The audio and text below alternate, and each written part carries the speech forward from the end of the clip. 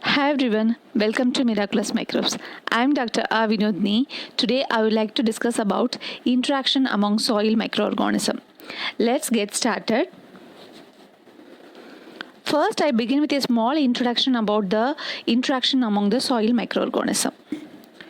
Soil is the largest terrestrial ecosystem where a wide variety of the relationship exists between the different type of soil organisms.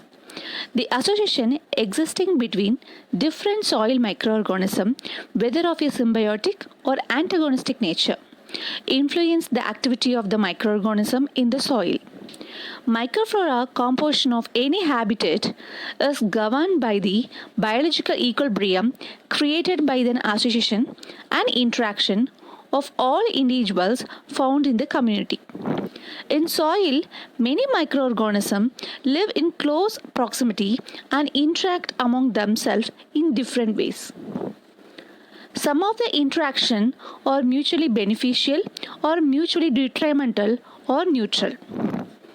Various type of the possible interaction occurring among the microorganism in the soil, they may be a beneficial or detrimental. In the beneficial, there are three types of interactions are there, which are mutualism, commensalism, and proto-cooperation. In the detrimental interaction, amensalism, antagonism, competition, parasitism, and predation. First, we are going to see about the beneficial association. In that, first I start with the mutualism. Mutualism is otherwise called as the symbiosis. It is a relationship or a type of a symbiosis in which both the interacting organism or partner are benefited from each other. The way in which benefit is derived depends on the type of the interaction. When the benefit in the term of exchange of the nutrients, then the relation is termed as syntropism. For an example, lichen, which is the association of algae or brood-green algae with fungus, in which algae benefits by protection afforded to it by the fungal hyphae from the environmental stresses, while the fungus obtain and use the carbon dioxide released by the algae during the photosynthesis. Where blue-green algae are the partner in the lichen association, the heterotrophs benefit from the fixed nitrogen by the blue-green algae. Microorganisms may also form a mutualistic relationship with plants. For an example, nitrogen-fixing bacteria, that is the rhizobium growing in the roots of legumes. In this rhizobium legume association, rhizobium bacteria are benefited by the protection from the environmental stresses, while in turn plant is benefited by getting readily available nitrate nitrogen released by the bacterial partner. The Anabaena azolla is an association between the water fern azolla and the cyanobacteria Anabaena.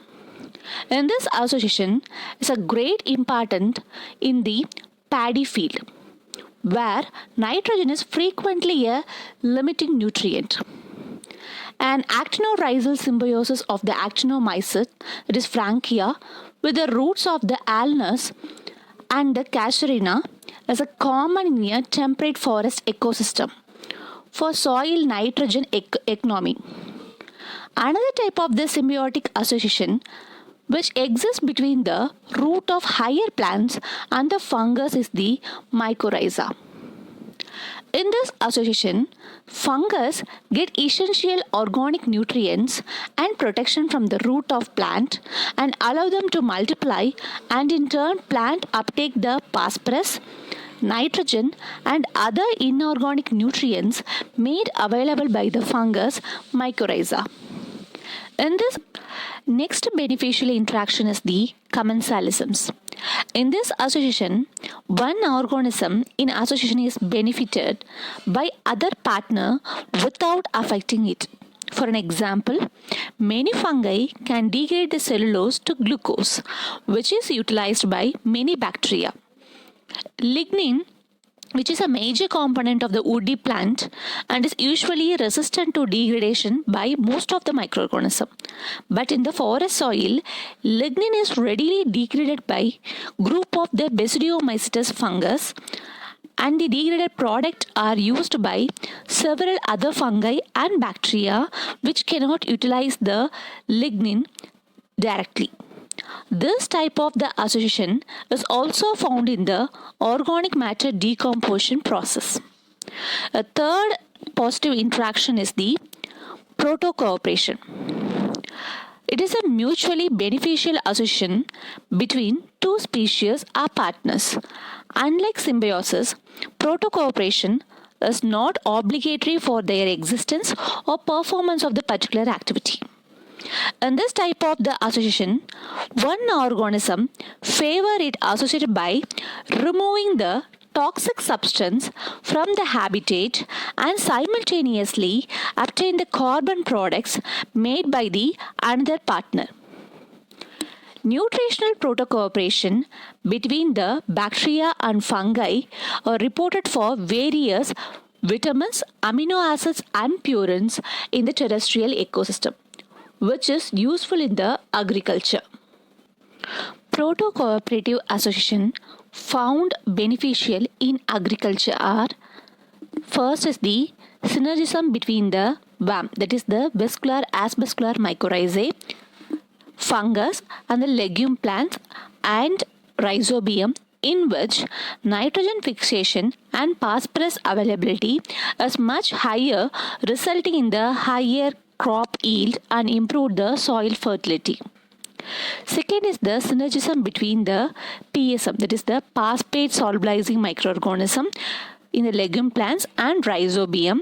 And third one is the synergism between the plant root and the PGPR, that is the plant growth promoting rhizobacteria in the rhizosphere, where rhizobacteria restrict the growth of the phytopathogens on the plant root and secrete the growth promoting substances. Second type of the interaction is the detrimental interaction. Detrimental is otherwise called as the harmful interaction. In that, first I start with the antagonism. It is a relationship in which one species of an organism is inhibited or adversely affected by the another species in the same environment. In such antagonism, one organism may directly or indirectly inhibit the activities of the others. Antagonistic relations are most common in nature and are also important for the production of the antibiotics. The phenomenon of antagonism may be categorized into three, that is, antibiosis, competition, exploitation. In the process of the antibiosis, the antibiotics or metabolites produced by one organism inhibit an other organism. An antibiotic is a microbial inhibitor of biological origin. Innumerable examples of antibiosis are found in the soil. For an example, Bacillus species from soil produce the antifungal agent which inhibit the growth of the several soil fungi. Several species of the Streptomyces from soil produces the antibacterial and antifungal antibiotics. Most of the commercial antibiotics such as streptomycin, chloramphenicol, terramycin, cyclohexamide have been produced from the mass culture of the Streptomyces. Thus, the species of the Streptomyces are the largest group of the antibiotic producer in soil. Another example of the antibiosis is the inhibition of the verticillium by Trichoderma. Inhibition of the rhizoctonia by the bacterium Bacillus subtilis, inhibition of the soil fungus Aspergillus terreus by the bacterium Staphylococcus aureus. Second type of the harmful interaction is the amensalism. In this interaction, one partner suppresses the growth of the other partner by producing the toxins like antibiotics and harmful gases like ethylene, HCN, nitrite, etc. The third type of the detrimental interaction is the competition. As soil is inhabited by many different species of the microorganism, there exists an active competition among them for the available nutrients and space.